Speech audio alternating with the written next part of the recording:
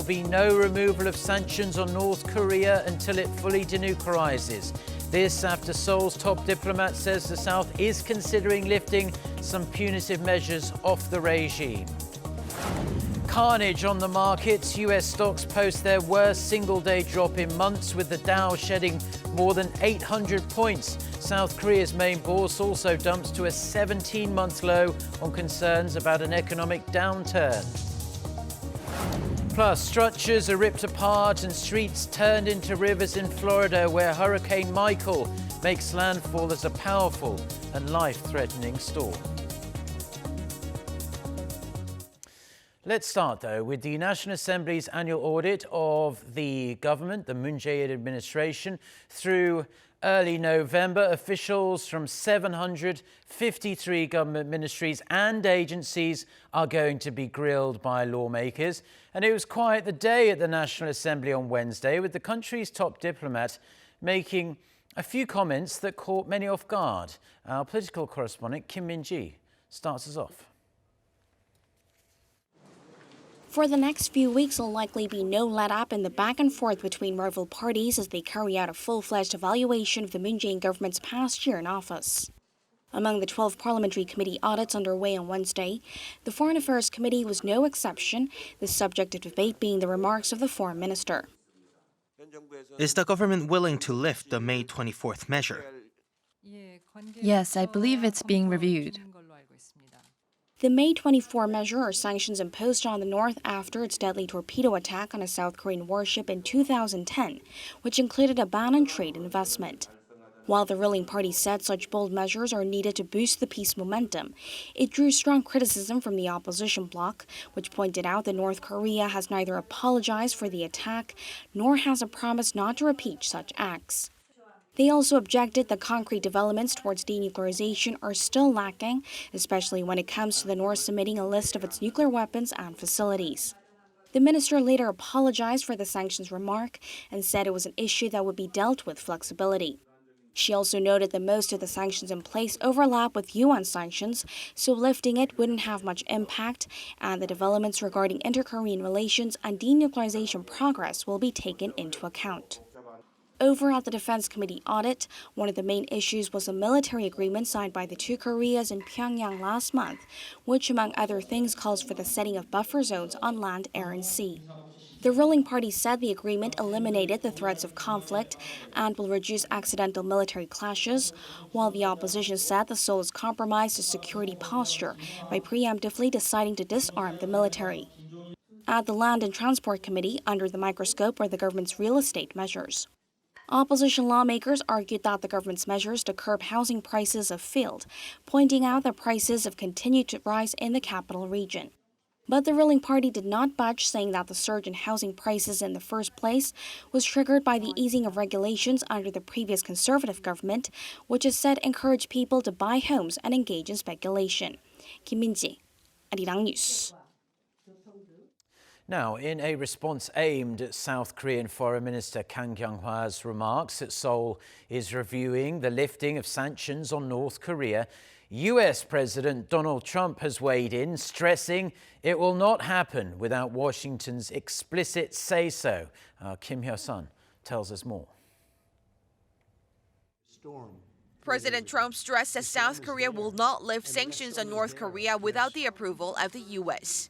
This is what Trump told reporters at the White House on Wednesday as he addressed the South Korean foreign minister's remarks made at the National Assembly that Seoul may mull over lifting the so-called May 24 measures. The sanctions were imposed in 2010 following the North's attack on the South Korean warship Cheonan that killed 46 Navy sailors. The U.S. State Department also reaffirmed its stance that lifting sanctions must be preceded by the regime's denuclearization. When Seoul-based Yonhap News Agency asked the U.S. State Department for its response to Foreign Minister Kang Kyung-hwa's remarks, an official replied that President Trump has made clear that sanctions will be lifted only after the North abandons its nuclear and missile programs.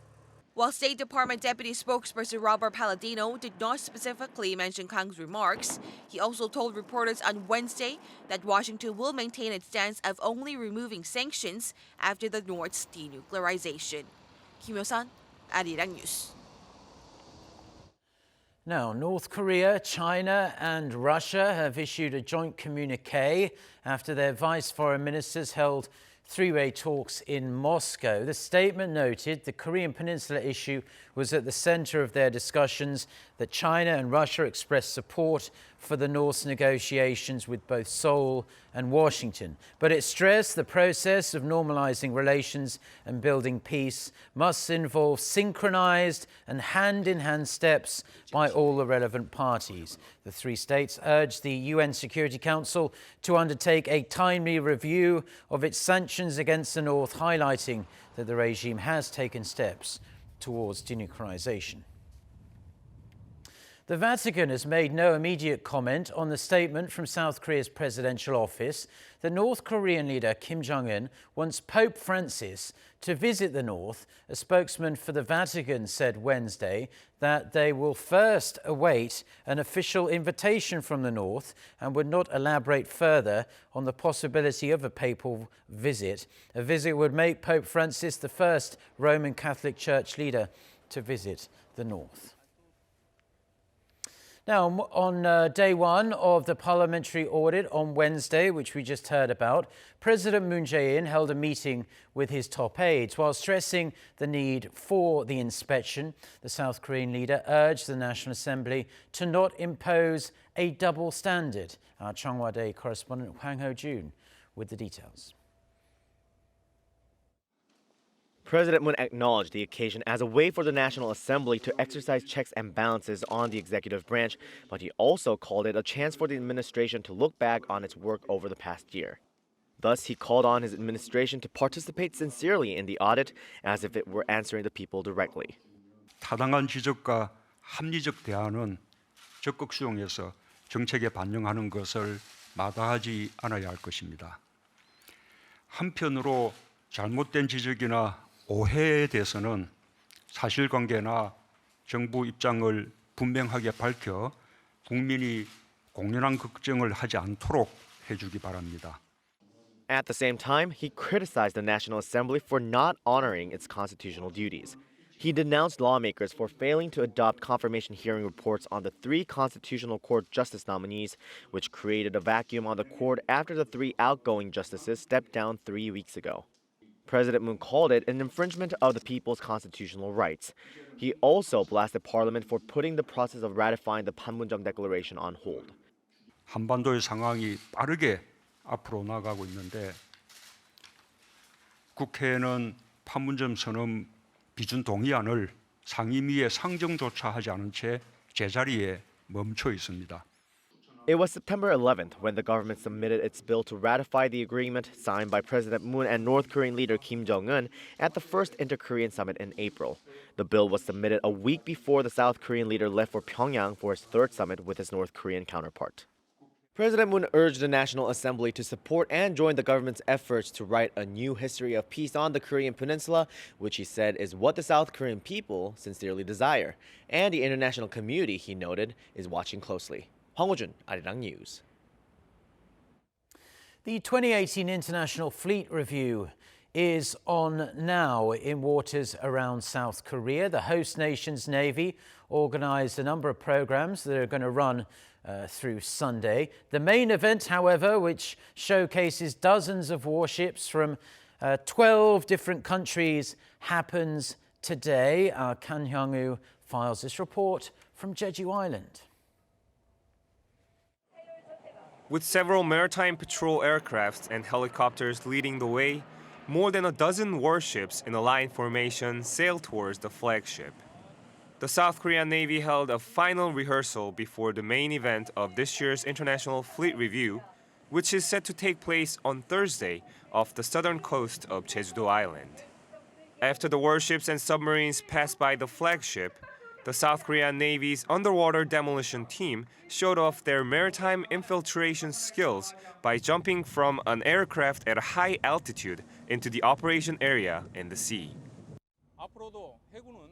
As the main driving force of the nation's maritime power, the South Korean Navy will support peace and prosperity on the Korean Peninsula and keep sailing until our country becomes one of the world's strongest maritime powers. Taking place for the third time in South Korea, the 2018 International Fleet Review features the largest number of participating foreign naval forces, with representatives from 46 countries coming to Jeju Island. Most of the events are open to the public at the Jeju Civilian Military Complex port through Sunday. As well as showing the South Korean Navy's firepower, this year's International Fleet Review will highlight the nation's strong ties with its allies. 간영우, Arirang News, Jeju. Now, from warships on the water to carnage on the markets, US stocks posted their worst single-day drop in months on Wednesday, with the Dow shedding more than 800 points. South Korea's main bourse also dumped to a 17-month low on Wednesday as well, on concerns about an economic downturn here in South Korea. But our Lee Seung-jae has more on the day Wall Street would rather forget. On Wednesday, Wall Street saw its biggest fall in 8 months as the Dow Jones Industrial Average closed 831 points lower at 25,598. The Nasdaq Composite plummeted 4%, while the S&P 500 dropped 3.3%, with the tech sector underperforming. The broad index also posted a 5-day losing streak, its longest since November 2016. Both the Dow and the S&P 500 recorded their biggest one-day drops since February, while the Nasdaq notched its largest single-day sell-off since June 2016. Just like 8 months ago, concerns over nascent inflation, rising interest rates, and the potential for the Federal Reserve to tighten its monetary policy drove the selling, as interest rate-sensitive areas of the market have suffered steep drops due to the upward move in borrowing costs. The fast rise in yields has sent worries through Wall Street that higher borrowing costs will slow down the economy. Meanwhile, with large global supply chains centering in Asia, semiconductor stocks have taken a hit due to the ongoing trade tensions between the United States and China. Experts say the trade spat is going to be a long-term issue. Despite the huge losses on Wednesday, many market observers expect strong third-quarter earnings will help stocks recover. Lee Seung-jae, Arirang News. Now, as a follow-up to that report, let's take a look at what's happening in Korea this morning, because South Korea's benchmark Kospi started trading on this Thursday below the 2,180 mark. And to give you an idea of just how bad that is, that's a low not seen since April 2017. It's a near 2.4% decline from the previous day, another slump after 7 straight sessions of decline. Analysts attribute the jitters to the trade tensions between China and the US, as well as fears of contagion in emerging markets. Foreign investors and institutions, they bought local shares worth some $19 million and $14 million respectively, while individual investors, they sold shares worth a combined $34.3 million.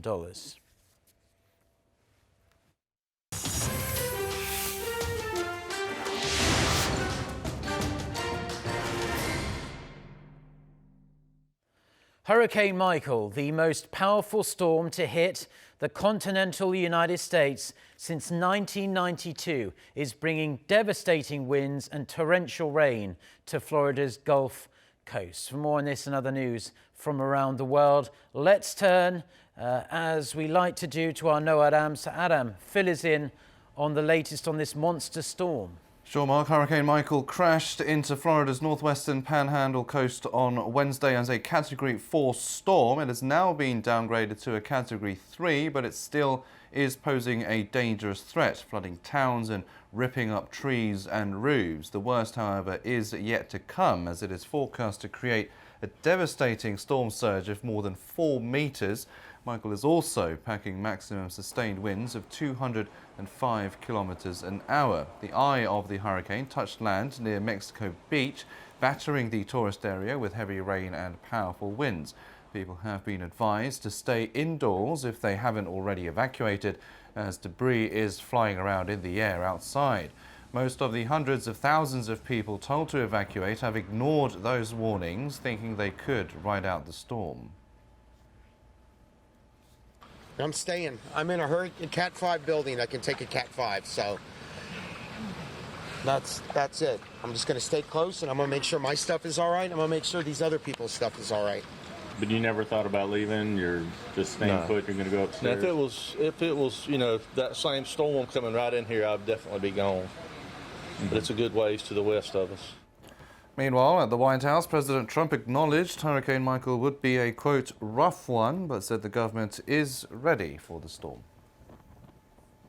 President Trump, meanwhile, says he has spoken with officials in Saudi Arabia regarding the disappearance of a prominent Saudi journalist. Jamal Khashoggi has not been seen since entering the Saudi consulate in Istanbul more than a week ago. Turkish authorities say the Washington Post writer was killed, allegations Saudi Arabia denies. Speaking at the White House, Trump vowed to get to the bottom of the case. I would be certainly concerned, and in fact, we have a call in to his wife. His wife wrote us a letter and addressed it to my wife and myself, and we're in contact with her now, and we want to bring her to the White House. It's a very sad situation. It's a very bad situation, and we want to get to the bottom of it.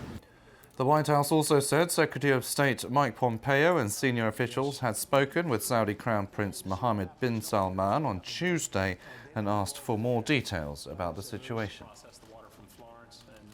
France has asked Google to remove all images of French prisons from the internet following a helicopter jailbreak back in July. Justice Minister Nicole Belloubet said she had sent a written request to the firm but has not yet received a reply.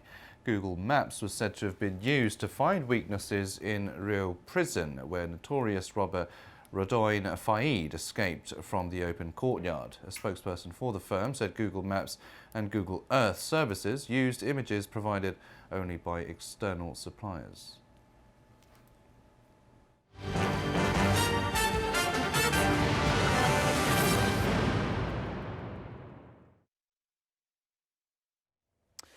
Now, back to some domestic news now. A new report shows venture capital firms in South Korea saw their earnings hit a record high in the first 8 months of 2018. This is mainly thanks to the government's deregulation policies. Kim Jeon reports.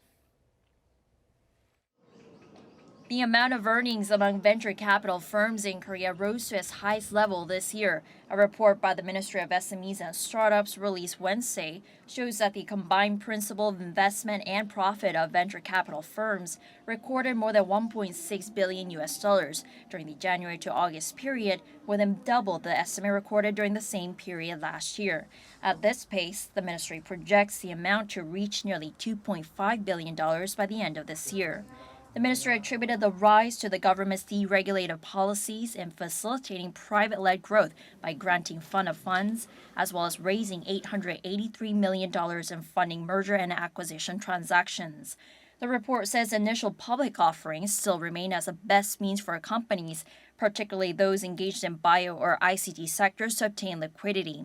By company, the biggest yield amounted to $92 million by e-commerce platform solution provider Cafe24, the first venture firm to be listed in Korea's secondary bourse KOSDAQ under the so-called Tesla standards, which allows listing of promising companies that have not yet posted significant profits. The ranking was followed by local biotech companies, Alex Pharmaceuticals, and BioLeaders, which are also listed on the KOSDAQ. Kim Jian, Arirang News. Let's switch gears now. BTS continues to gain a lot of attention and recognition around the world. The K-pop band was named Favorite Social Artist at the 2018 American Music Awards. The 7 members of the extremely now famous boy band become the first Korean artists ever to earn the honors. So Eun-kyung reports. K-pop megagroup BTS have once again proved their worldwide popularity. BTS won the award for Favorite Social Artist at the American Music Awards, which along with the Billboard Music Awards and the Grammys, is considered one of the top 3 music award ceremonies in the US. The Favorite Social Artist category was decided by online votes from fans, with Cardi B, Ariana Grande, Demi Lovato, and Shawn Mendes also nominated. BTS did not perform live at the awards as they were in London for shows at the O2 Arena. Instead, in a pre-recorded video shared during the red carpet show, BTS thanks their fans and said how thrilled they were to receive such a special award. The award is the latest in a string of achievements for BTS this year. The boy band became the first K-pop act to top the US Billboard 200 albums chart and the first Korean group to perform at New York City Field. They also won their second Billboard Music Award, as well another 2 Teen Choice Awards for Choice Fandom and Choice International Artist. BTS were also invited to speak at the UN General Assembly to send an inspiring message to the global youth. And for their services to Korean culture, they were awarded the South Korean Presidential Medal for Cultural Merit on Monday. BTS are currently on a sold-out world tour to promote their Love Yourself album series, performing 41 shows across 20 cities from August this year to April next year. 서은경, Arirang News. Now, it's mid-October, and that means it's autumn, and the season is a wonderful time to enjoy festivals in Korea because of the nice but sometimes rather chilly weather and the clear blue skies. And the popular Jinju Namgang Lantern Festival is open to visitors, and not only that, it's free of charge as well. Han Sua visited the southern city to take a closer look at the festival and files this report. Colorful lanterns float along the Namgang River, each with a unique shape, symbolizing the scenery and landmarks of the world, and the national treasures and cultural heritage of Korea. The lanterns attract visitors from all around the globe. It's very, very nice, very beautiful. We took a lot of photos during the day, and we cannot imagine how it could be during the night. And now it's very funny, yes, very beautiful for sure. I think we are waiting for the firework. I think it's the best moment of this festival. This lantern festival started from a unique tradition in Jinju city, as the people of Jinju had lit lanterns wishing for the safety of their families during the Japanese invasion in the late 1500s. Jinju's citizens have continued the tradition of floating lanterns to remember those who had sacrificed their lives for Korea. Here at the festival, visitors write wishes on lanterns and hang them on the exhibition site or float them along the Namgang River. Visitors can also ride a boat for a closer look at the lanterns. With more than 70,000 lanterns lighting up the river at night, the Jinju Namgang Lantern Festival runs until October 14th. 한수아, Arirang News, Jinju.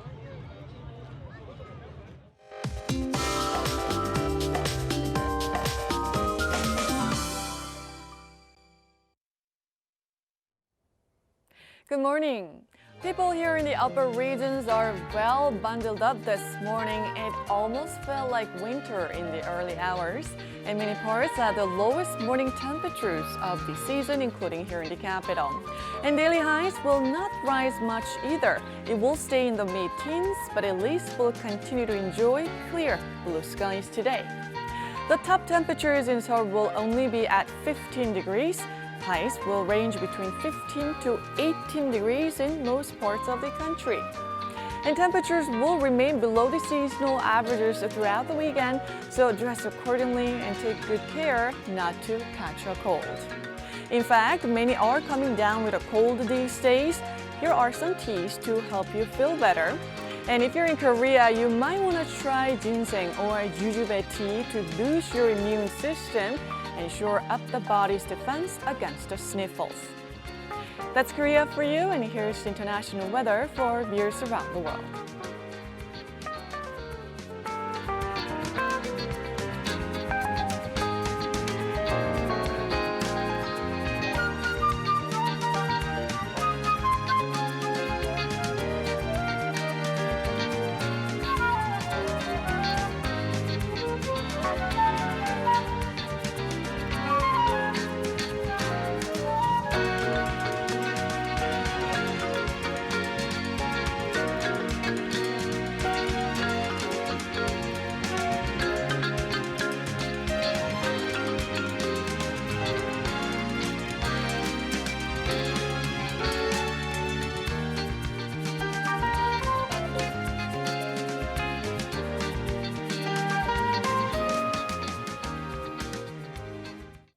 Well, that's all we have for now on this Thursday morning here in Seoul. Please stay tuned to Arirang TV. We have plenty more coming up, including our next newscast at noon Korea time with our very own Lee Ji-yoon. So until then, goodbye.